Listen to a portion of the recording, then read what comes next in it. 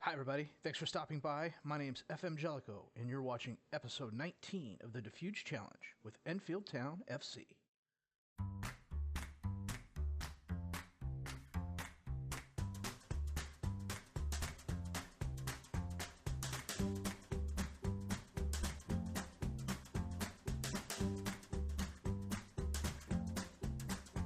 If I were a betting man, I would have said the game against Concord Rangers this episode would have been the one we had the highest likelihood of losing. 17th place Havant and Waterlooville? No. But after Elvis Odom missed his penalty kick in the 5th minute, I knew the writing was on the wall. Ashton had a 15th minute goal. Dion Moore got one back for Havant and Waterlooville in the 29th minute. And then James Godey had the go-ahead goal in the 68th minute. Nice shot past O'Brien. Who was O'Brien, you may ask? Liam O'Brien is my new keeper because I got tired of Dauber and I moved him to Dundee, who was the only team that didn't want a salary contribution for him. O'Brien's 3.5 star current, 3.5 star potential, a little bit older at 28. Good player. I out hustled a couple other teams for him. I gave him a little bit more salary wise than he wanted to get him here, which I'm fine with.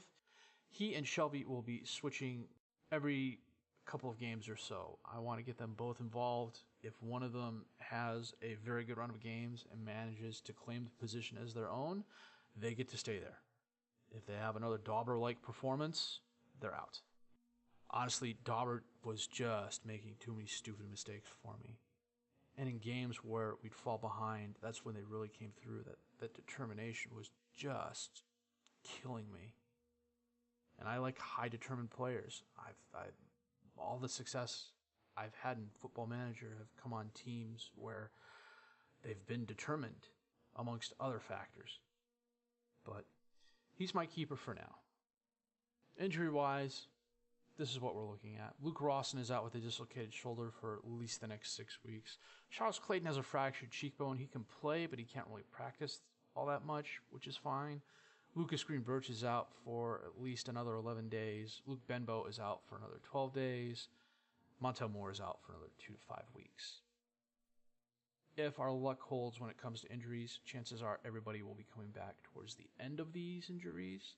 So Rawson will probably be out for 3 months, and so on and so forth. We did have one other game before we lost to Havant Waterlooville, a draw against Maidenhead United at home. It was a really good crowd for us, 568. This was the game Rawson and Clayton were both injured. We scraped this one out. Taylor Morrison had a goal in extra time, in first half extra time no less, to put Maidenhead above. Smith got us back equal, and then we had a couple shots at the end, but it just wasn't meant to be. For a while there, I really thought this was the game that we were going to lose. Maidenhead just absolutely ran us all over the place. 16 shots, 8 on target. We had 4 shots, 3 on target. And to be honest with you, 2 of those 3 on target were using a judicious interpretation of that, let's say.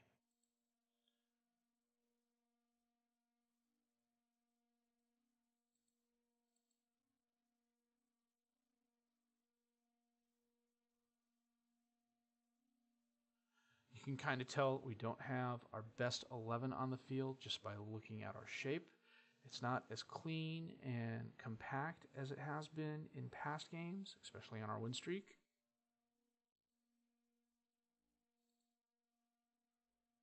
This was Shelby's first game and goal for us. He did pretty good. All things considered, he faced a lot of shots. Jack Wakely, I'm going to have to rest. Probably Ray, too. They're both just getting knackered at the end of games. And Wakely's performances have really gone down, which I can't have. He's kind of my defensive rock. I need him to be good. I have been experimenting with a couple different formations just to see how we do, but it's kind of iffy. Right now, I'm looking at 4-4-1-1. It gives us the best of a lot of bad choices, really. I've got the personnel for it.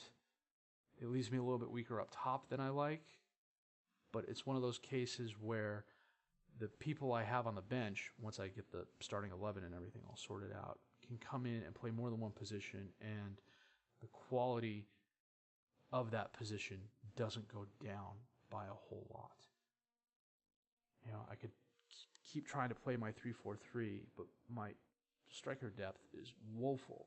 You know, and the strikers I have out there wouldn't be any better than the one striker I have up top. And frankly, I will trust Ashton up top all by himself with Smith behind him, with Greeny and Odom coming forward on the attack to help out, than I would Ashton on the left trying to shepherd two youth players into doing their jobs properly. Today we are playing Weston-super-mare and Concord Rangers.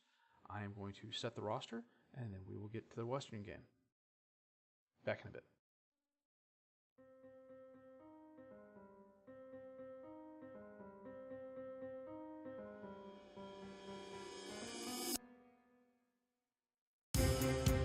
We are at home today, playing a 4-4-1-1. O'Brien is in goal. Lines Foster, Wakely, Lomas, and Hunt are the defensive back four. Greeny, Ray, Dawson, and Odom are the midfield four. Smith is the advanced playmaker behind Ashton, who is our lone striker. Weston-super-mare is playing a 4-1-4-1 with Freeman in goal, Applin, Fenton, Burton, and Atkinson as the defensive back four, Bailey as the defensive midfielder, Diangana, Williams, Dunbar, and Grubb as the midfield four, and Battle is their lone striker up top. On our bench, we have Lewis, Upton, Monlewis, Ward, and Acosta. Weston-super-mare has Gordon Stern, Anderson, Mofford, Rowland, and Gallagher on their bench.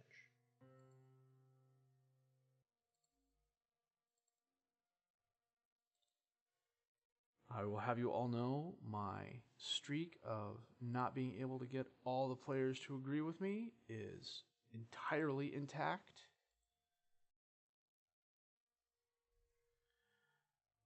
So I've spent a decent amount of time looking for some players I can bring in on loan as well. I think I've got another striker coming in. I haven't heard anything back from the parent team.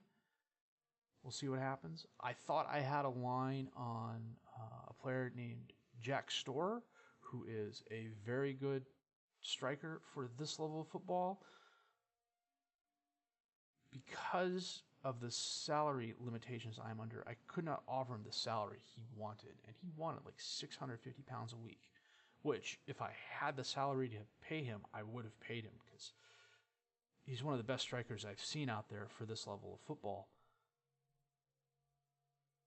It ended up, the contract I gave him was like $500 a week, goal bonuses everywhere, really, bonuses for everything. If we got promoted, he'd get a bonus. If we avoided relegation, he'd get a bonus. And I offered him the contract, and that was 10 days ago, and I hadn't heard a peep from him, so I canceled it. And that is the half. Holy cow, that went by quick. Weston-super-mare, 4 shots, 1 on target. We had 1 shot. 1 freaking shot. Unreal. Okay, guys. Passionate. Thumbs down to my passionate.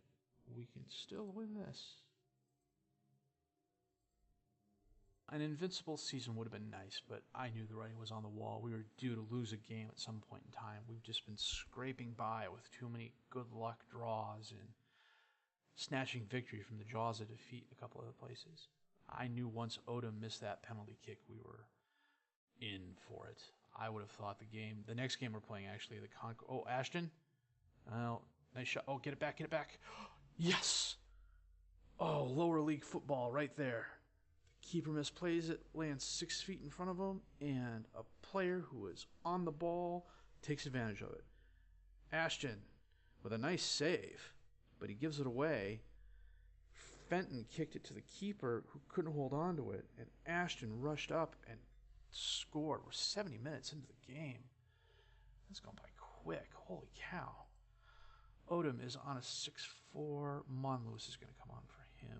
We need to save him. Upton's going to come on for Wakely. Lewis is going to come on for lines fought.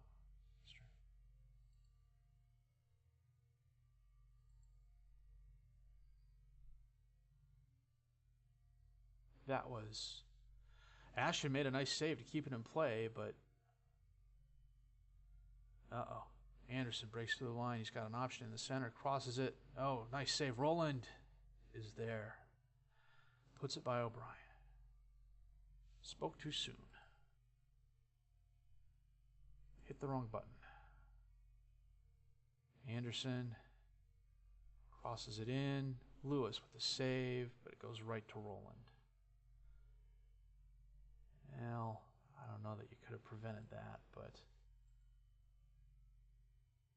Joe raised 60%.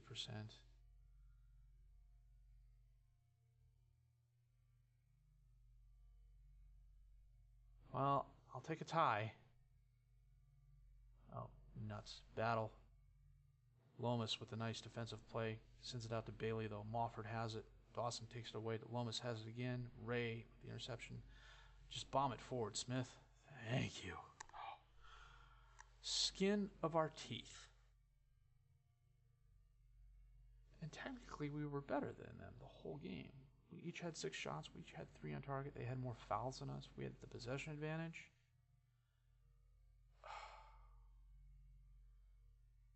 We are escaping too many games with draws and whatnot.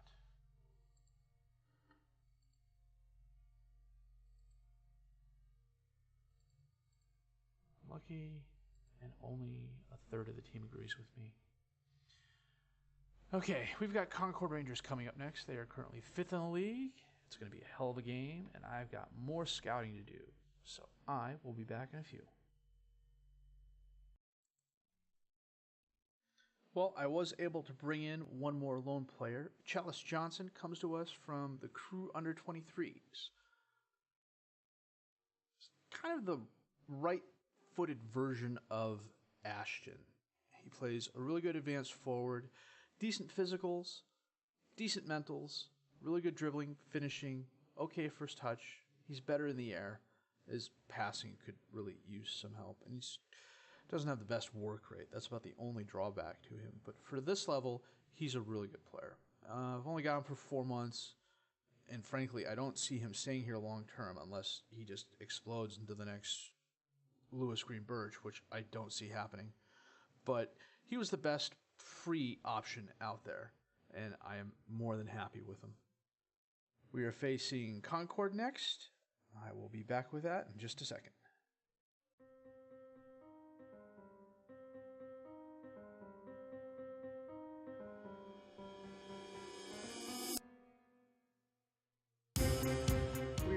Concord today, and they are playing a 4-2-3-1 with Basingol, Tutt, Famewo, Spencer Adams, and Gogonis as the defensive back 4, Farrell and Harris as their midfielders, Cricklow, Bates, and Clark as their advanced midfielders, and James as the lone striker up top.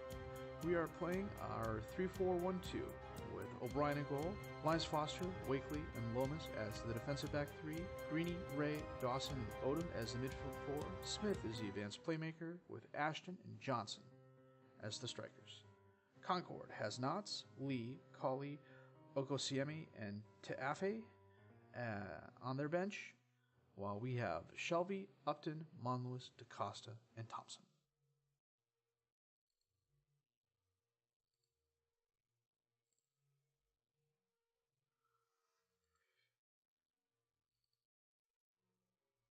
All the pundits and all the experts think we're going to walk over Concord.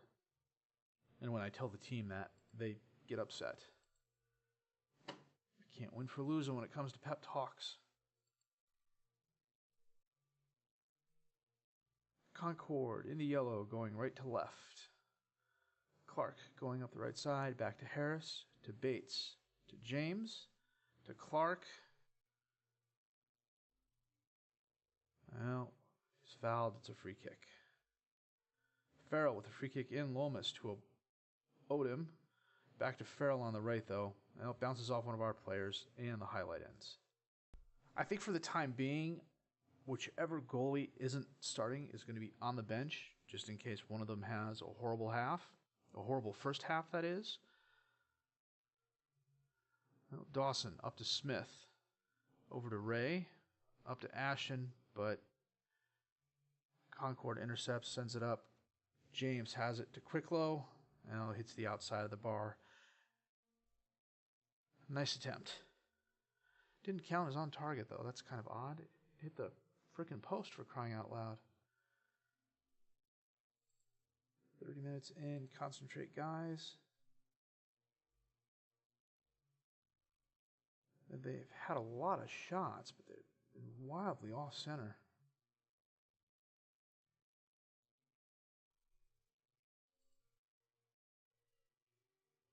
Oh, that was almost a goal. Concord ended up kicking it out. It was a nice pass in, but no one in the crowd could get to it. And that is the half. It looks like who's trying to lose it first? Ashton's on a 6-2, so I would say us.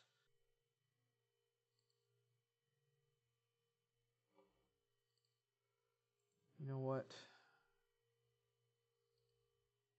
I think we're going to go 4-4-2. We're going to need the defensive help, and it's a formation most everybody's familiar with.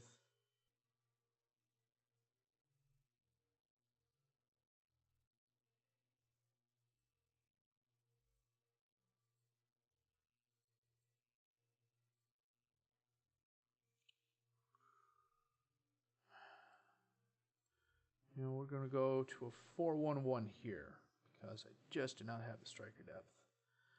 DaCosta is going to replace Ashton. He will be an attacking midfielder. Monlewis is going to come on and take DaCosta's spot. 20 minutes left in the game. Ray is on a 6-1. Back up to a 6-2, but he's also at 68%. Yeah, we'll leave him in there. 10 minutes left.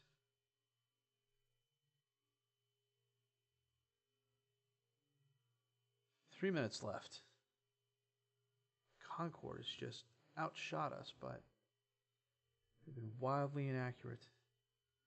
And that's the game. Wow. A 0-0 draw. 2 weeks ago, I would have taken that. Boy, we escaped with that one.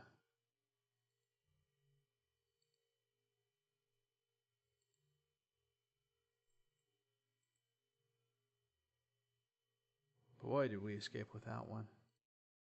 Well, in looking at the schedule, what we're going to do is skip ahead a few games and play Bath City and St. Albans City.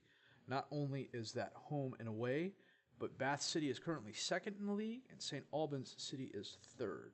And by the end of that St. Albans City game, we will have either clinched the league, or it will be mathematically possible for Bath City or St. Albans to win the league, but I don't see that happening.